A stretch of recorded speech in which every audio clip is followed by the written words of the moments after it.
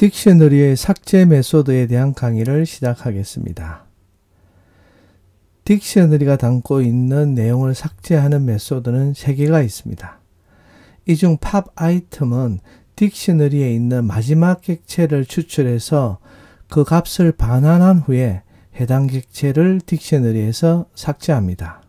이때 만약 딕셔너리가 비어 있다면, 즉 빈 딕셔너리라면 키 에러가 납니다. 왜냐하면 삭제할 객체가 없기 때문에 당연히 에러가 나겠죠. 여기 colors.라는 이제 딕셔너리가 있는데, 이 코드는 colors.의 마지막 객체를 이제 삭제하는 코드입니다. colors.의 pop item 메소드를 사용했죠. 이렇게 해서 이제 마지막 객체를 한번 삭제를 해 보겠습니다. 삭제되어 반환되는 객체는요, 키 매핑 값의 투플형으로 이렇게 나옵니다. 그리고 pop item 메소드는 이처럼 딕셔너리에 있는 객체 중에서 끝에 있는, 즉 맨 마지막 객체를 추출해서 이제 삭제를 하고, 이 삭제하기 전에 이렇게 반환을 하기 때문에 삭제하는 객체를 받았어요. 다른 목적으로도 사용할 수 있습니다. 즉 여기서는 이제 키가 문자열 2이고 매핑 값이 문자열 옐로우인 값을 삭제하기 전에 이렇게 반환을 했죠. 이것을 이제 다른 변수로 받아서 처리를 할 수가 있습니다. 이제 삭제한 결과를 확인하기 위해서 프린트를 사용했는데요. 그 결과 이렇게 보면은 키가 문자열 2인 객체가 삭제되었음을 확인할 수가 있습니다. 두 번째 삭제 메소드는 pop입니다.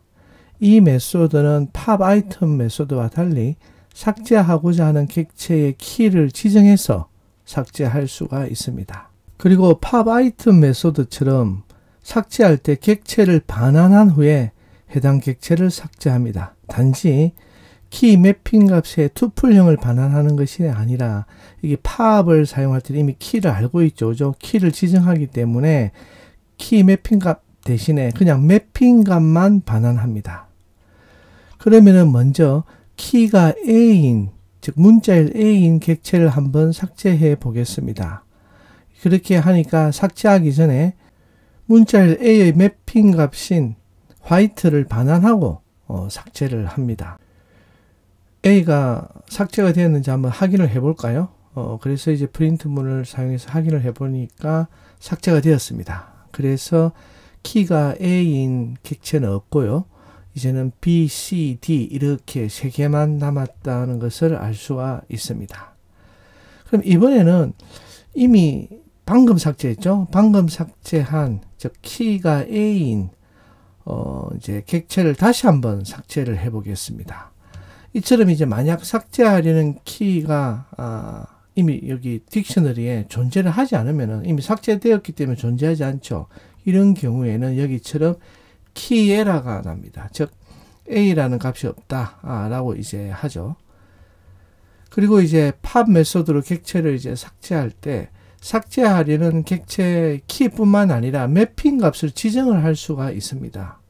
이처럼 만약에 삭제하려는 키의 매핑 값을 지정해서 이제 삭제를 할 경우에, 만약 삭제하려는 객체의 키가 존재하지 않는다면은 앞서 본 예처럼 예가 발생하지 않고요. 대신에 지정한 매핑 값을 반환합니다. 이게 무슨 말인지는 코드를 보면서 한번 보겠습니다. 여기 코드는 이미 아까 우리가 키가 A인 값을 삭제를 해서 딕셔너리에 존재하지 않죠. 여기 존재하지 않는데, 아까 그냥 pop에서 A만 사용해서, 전달인자 A만 사용해서 삭제를 시도했을 때는 요 A가 존재하지 않기 때문에 오류 메시지가 났습니다. 근데 이번에는 똑같은 요 A를 삭제하려고 하는데요. 이때 이제 두 번째 전달 인자 값으로 매핑 값을 지정을 했죠. 그것으로 이제 블랙이라는 문자를 지정을 했습니다. 앞서 이렇게 딕셔너리에 존재하지 않는 키가 있는 A를 삭제할 때는 키 에러가 났는데요. 이처럼 매핑 값을 블랙을 사용해서 한번 삭제를 해보니까 키 에러 대신에 뭐가 납니까? 방금 설정한 이 블랙을 반환하죠. 즉 키 에러가 나지 않았습니다. 결과를 이제 확인해 보면요, 이런 경우에 삭제하려는 객체가 없기 때문에 실제로 아무것도 삭제되지 않았습니다. 원래 colors 딕셔너리에는 이제 키가 A인 객체가 없었고요. 왜냐하면 이미 아까 삭제를 했기 때문에 그리고 오류도 내지 않았습니다. 그리고 그 값 자체는 이제 바뀌지 않았다. 이렇게 보면 됩니다. 근데 만약에 이제 삭제하려는 이제 키가 있다면요. 여기 보면은 칼라스에는 이제 문자열 B가 키로 가지고 있는 값이 있죠. 그러니까 첫 번째 이제 이렇게 있습니다. 이렇게 이제 키가 있는 값을 설정을 하고요. 그리고는 이제 매핑 값도 지정을 했죠. 이렇게 해서 이제 삭제를 하면요. 실제 삭제할 객체의 기존 매핑 값을 반환하죠. 블랙을 반환하는 것이 아니라 원래 문자열 B의 매핑 값인 블루를 이렇게 반환을 했습니다. 그리고는 사실 이 키가 B인 객체를 삭제를 실제 합니다. 하기 때문에 이렇게 이제 그것의 매핑 값을 반환하는 것을 확인할 수가 있죠. 그 결과를 이제 확인을 한번 해보면요.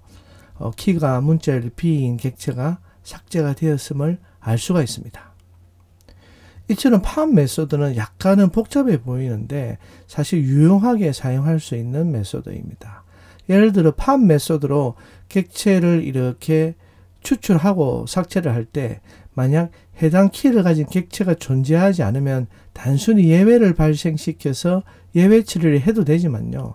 두 번째 전달 인자를 이렇게 사용해서 추출하려는 객체가 있다면 그냥 해당 객체의 매핑 값을 반환하고 삭제를 하면 되고요. 만약 삭제하려는 객체가 없다면은 그냥 오류로 처리하기보다는 미리 지정한 매핑 값을 반환하는 것이 좋을 수도 있습니다. 여기 있는 이 코드 예를 보면요. 사실 이제 만약에 키가 A인 값이 딕셔너리에 존재하지 않으면 어떻게 합니까? 오류를 내는 대신에 뒤에 있는 매핑 값, 즉 삭제하려는 객체가 존재하지 않습니다. 라는 이 문자열을 반환을 하게 하는 거죠. 그렇게 해서 이렇게 사실 A가 존재하지 않기 때문에 이렇게 삭제하려는 객체가 존재하지 않습니다. 라는 메시지를 이렇게 반환을 했습니다. 오류 대신에.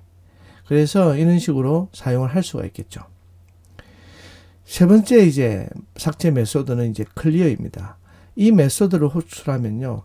딕셔너리의 모든 이제 객체를 삭제를 하게 됩니다. 그래서 그 결과를 한번 볼까요? 그러면은 이렇게 빈 딕셔너리만 남게 되었습니다.